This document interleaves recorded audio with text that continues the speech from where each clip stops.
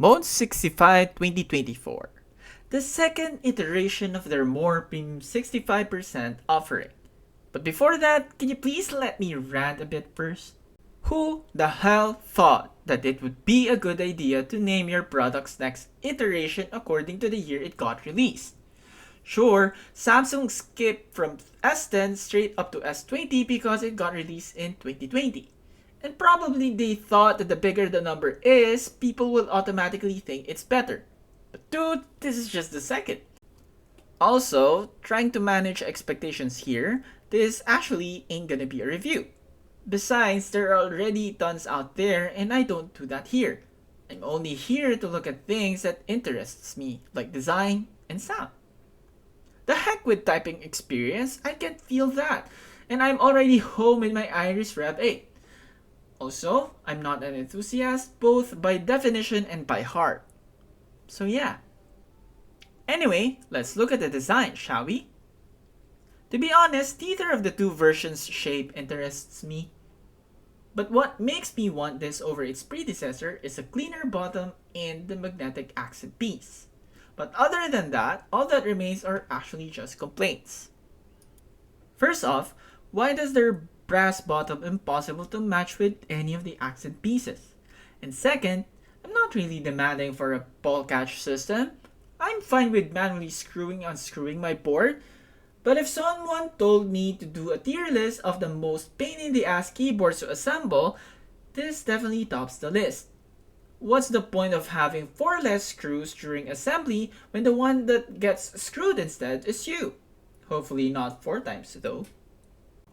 Before I proceed with the sound tests, let me go through quickly the mounting options that they provided and what do I think about them. First is the top mount. It sounds good, especially on the alphas, but it's quite empty, especially on the right modifiers. Yes, it ain't just hollow, but it's actually completely empty. I only tried it using PC Plate, and your mileage might vary, but given that I've already used a flexible plate, which normally fixes the issue, and yet it didn't, means it's actually pretty bad. Second, we've got the lattice mount, the signature mount of Mode Design keyboards. They've given us with plenty of options, and they are the following: full lattice, half lattice, solid lattice, a stiffer version of the half lattice, and that's it. After playing around with the different lattices, I actually have observed some differences in the sound, which I actually don't expect. I've always thought that the stiffness of the mount only provides softness or stiffness depending on what you've used. As for the sound, I'll be doing another video explaining my testing methodology, but for now, let's take a listen.